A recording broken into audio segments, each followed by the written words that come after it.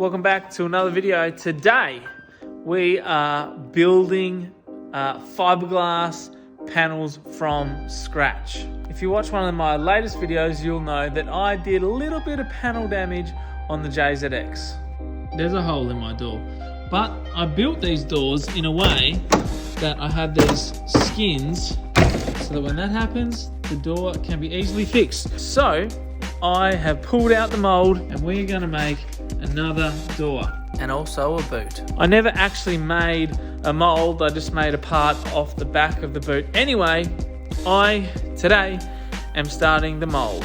Here it is. So I've got the flange all on. So this is kind of a DIY, but not a DIY because I'm not an expert, but basically you have to have a flange all the way around the outside. Okay, so that is the flange all the way, taped all the joints. Now what I'm going to do is get wax and fill all these gaps so the part doesn't get stuck. This is the stuff, and the great thing about it is you can actually just keep reusing it. So here's some old stuff. It's a bit gross looking, but it'll still work fine. Yeah, got to warm it up in your hands and start feeding it in, and then you use a little paddle stick to just get the edges nice and tidy. Arts and craft complete. So got the putty, whatever you want to call it, all the way around. So now what I'm going to do is wax it. I'll do a few coats of wax, buff on and off, and then do what they call PVA, which is basically plastic in liquid form, and you put that on and it dries, and then that's your layer. So this is the PVA. Like I said, it's basically liquid rubber. It dries with a little film. So you paint it on now. Because I've waxed it, it always like beads. It doesn't actually paint on, so you just got to keep going over and over and over it. Anyway, paint this on, let it dry, and we will do the gel coat.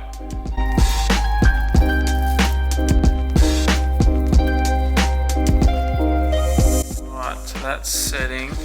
Basically all them lines that you can actually see will come through in the end. You will actually see them, but they're so faint you can sand them out, or even with a good quality primer it'll cover them up. Anyway, these are the molds. Well, that's going to be a mold. This is a mold. Alright, it's day 2. We're back out here. The PVA has gone off well, so it is ready for gel coat. So here's my gel coat. I actually have a big drum down there, but I just tip it in here so that it's easy to work with from this point. So I'm going to mix, like I said, 450 with 9 milliliters of resin, hardener, catalyst, and paint it on. So let's do it.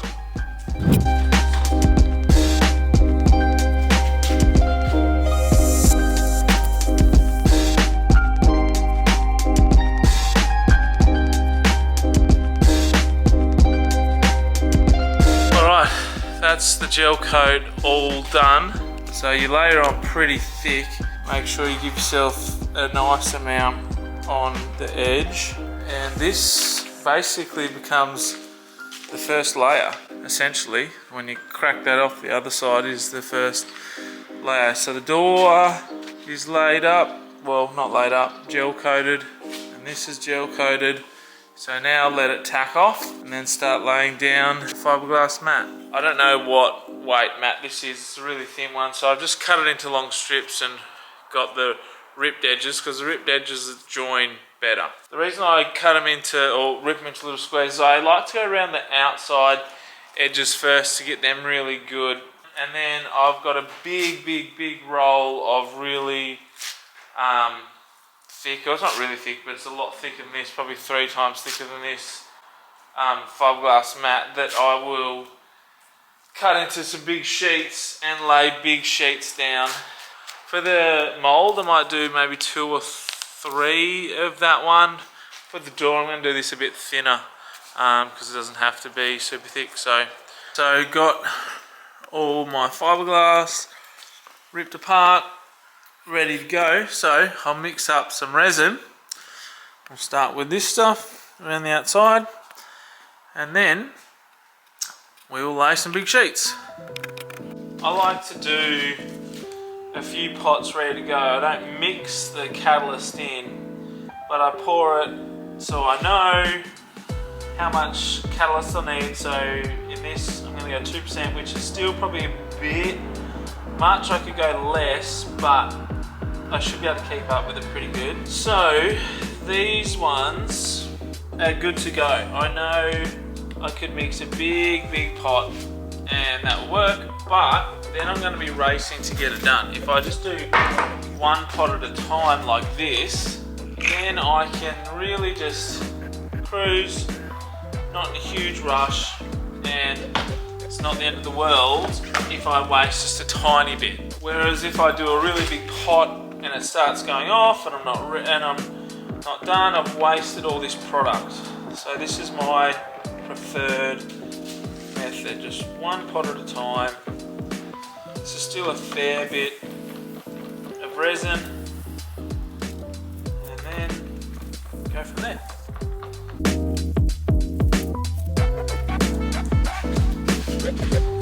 What I want to make sure is that this edge is really tight. So I'm going to go around the whole thing and just roll this one in with this tool, and then I'm going to use the big one that's just there, and just make sure we've got all of the air out, because if there's an air bubble in there, basically ruin's probably a bit too extreme, but not far off it.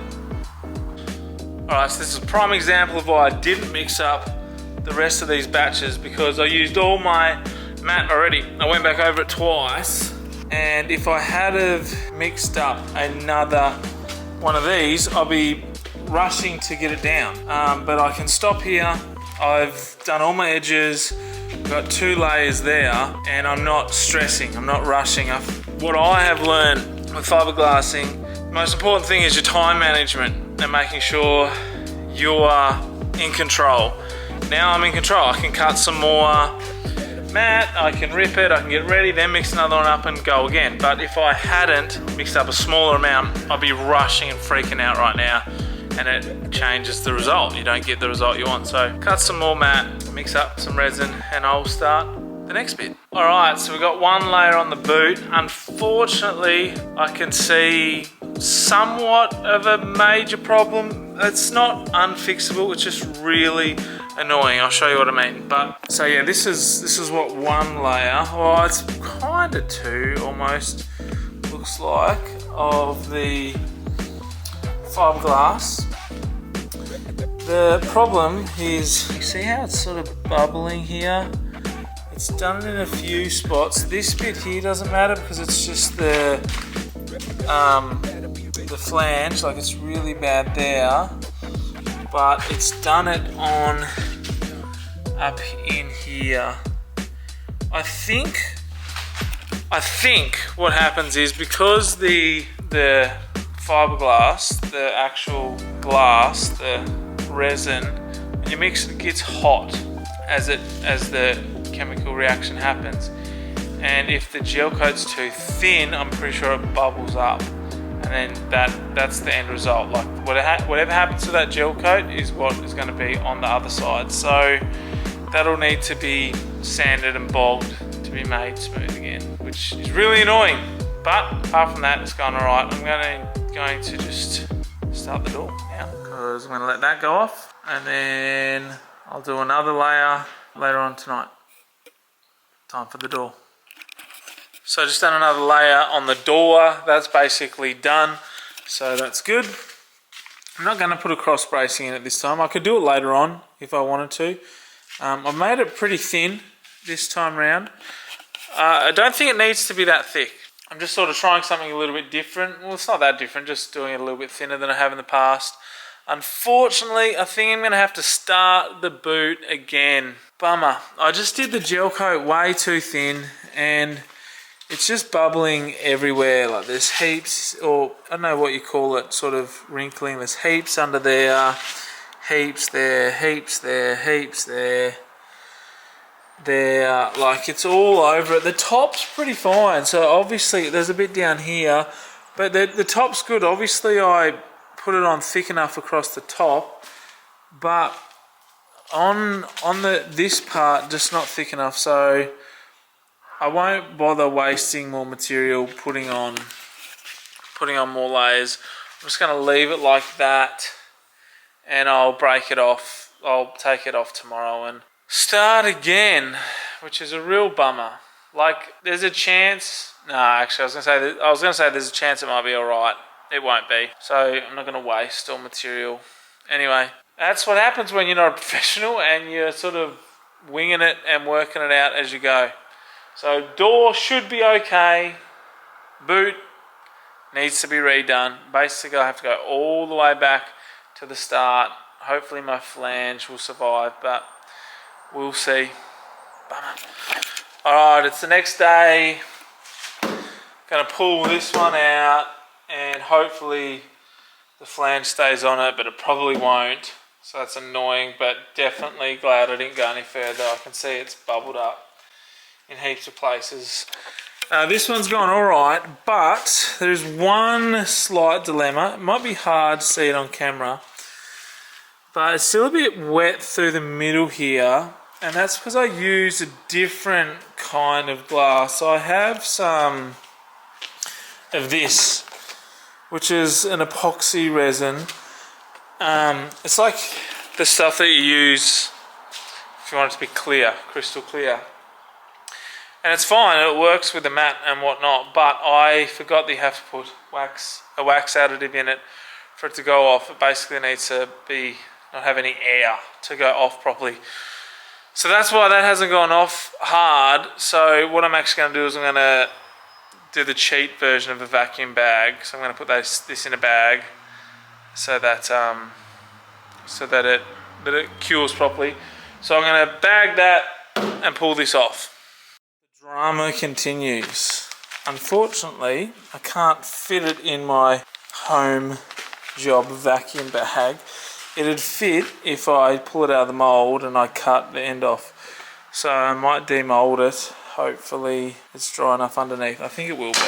Oh, this has not gone to plan. Neither of them have. Bummer.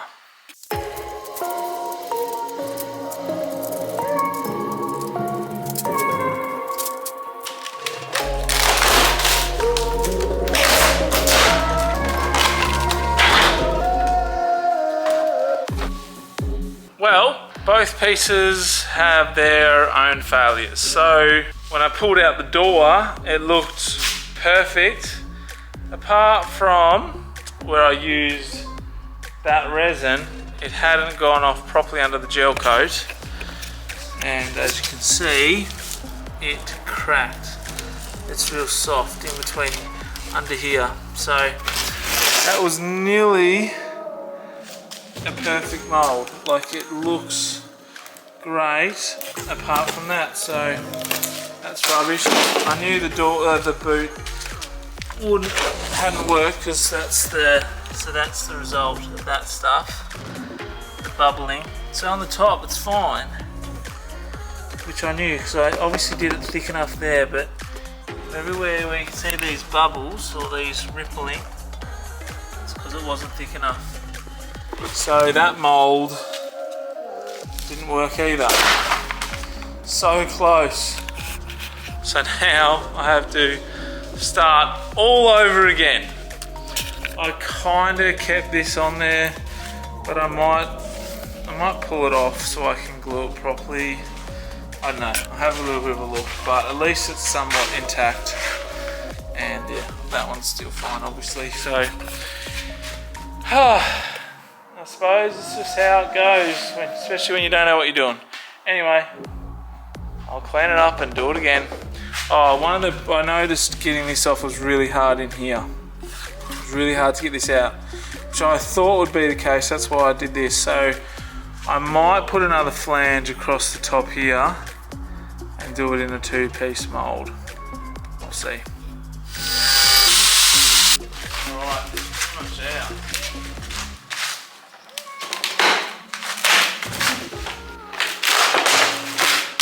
Oh. Yes.